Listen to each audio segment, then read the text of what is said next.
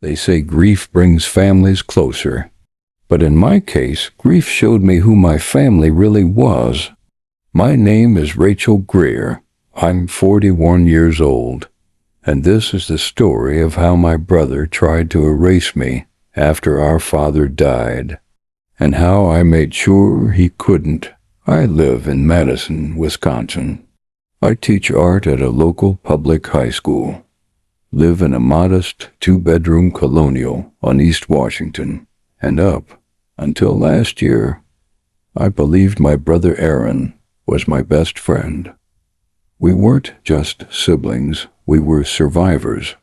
Our mom passed when we were teenagers, and after that it was just the three of us, me, Aaron, and Dad. Dad raised us alone. He worked double shifts as a mechanic, missed his own doctor's appointments to afford our school fees, and never remarried. He was everything to us, or at least I thought he was. Dad died of a sudden heart attack one Wednesday morning in February. I was the one who found him. He hadn't answered my calls for 2 days, so I drove to his house in Middleton. His truck was still in the driveway. The porch light was on. I used a spare key under the fake rock. The second I opened the door, I knew something was wrong. He was still on the couch, TV remote in hand. Eyes closed. Just gone. No pain. No warning. Just silence. Aaron flew in that same night from Seattle, where he runs a digital marketing company. He was all charm and charisma, hugging the neighbors, organizing the memorial, handing out tissues like he was the golden child. And I didn't question it. Grief does strange things. I was numb, floating, lost. Aaron gave the eulogy, told stories from our childhood like he'd been by Dad's side every week. Even though he hadn't been back home in nearly 2 years, he cried at the podium. Everyone praised him for being such a devoted son. I just sat there in the second row, staring at the urn. 2 weeks later, we met with Dad's attorney, Mr. Laskin, an old family friend who used to mow our lawn back when we were kids. Except Aaron had already met with him, alone. When I arrived, Laskin looked uncomfortable.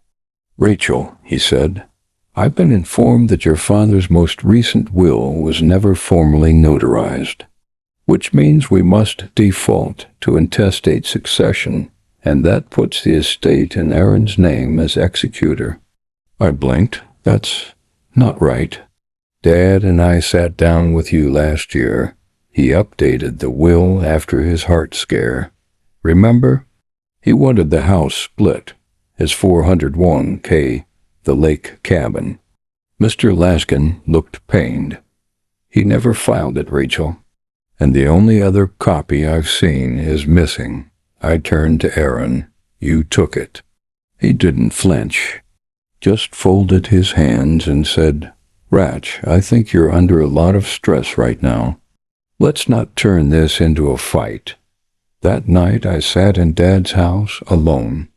I couldn't sleep, so I started opening drawers, cabinets, old files. In the back of the hall closet, I found a brown folder labeled LGL Rev 2. Inside were printouts, a draft of the updated will, and Dad's notes. In his handwriting, Rachel gets the house. Aaron keeps the cabin. Everything else split 50-50. And then, on a post-it, "Tell Aaron he still has to pay her back for Mom's hospital loan." I felt sick. Aaron knew. He knew exactly what Dad wanted, and he'd buried it. I didn't go to court. Not yet. Instead, I called Maya, a friend from high school who now works in probate law.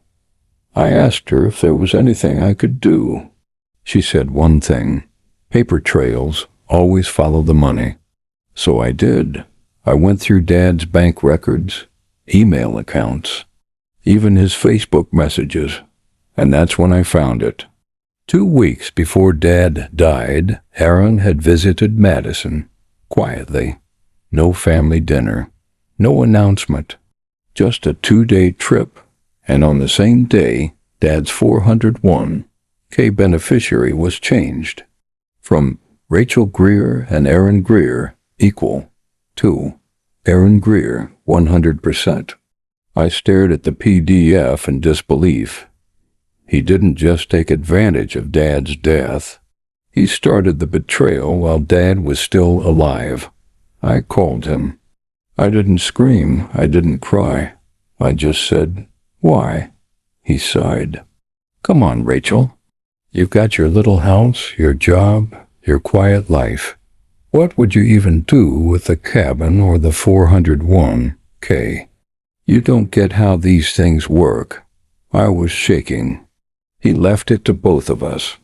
"Well, he didn't file it," Aaron snapped. "That's not my fault. You changed the beneficiary on his retirement while he was alive." Silence. "Then you can't prove that he didn't ask me to." He hung up. I met with Maya in person. Brought everything, the handwritten notes, the draft will, the post-it, the bank changes, the beneficiary update. She stared at the pile.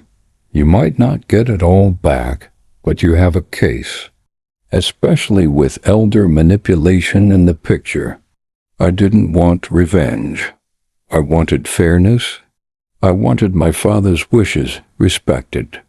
Maya helped me file a petition to challenge the estate distribution and to open an investigation into beneficiary tampering and undue influence. It would take months, maybe a year, but I wasn't afraid anymore. Word spread, quietly, at first. But Madison's a small town. Neighbors started asking questions. Aaron's glowing reputation dimmed fast, especially after Dad's friend from church, Tom, said he overheard Aaron arguing with Dad during that secret visit. Something about entitlement and pulling the plug on the old plan. Meanwhile, the Financial Review uncovered something bigger. Aaron had used Dad's credentials to log into his retirement account from an IP address in Seattle, not from Dad's house. That was fraud. Aaron's lawyer called Maya. They wanted a settlement, quiet, no court, no exposure. I agreed, but only on my terms. I got 50% of the retirement account, full ownership of Dad's house, a formal written acknowledgement that I had not relinquished any claim to the estate. Aaron kept the lake cabin and his pride, what was left of it. He moved to California a few months later. Some startup job in San Diego. I haven't heard from him since. I didn't win everything, but I reclaimed what was mine and what Dad wanted for me.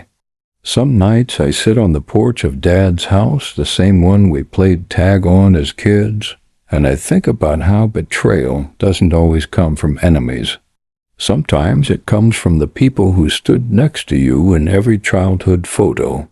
Dad used to say money doesn't change people, it reveals them. Now I understand what he meant.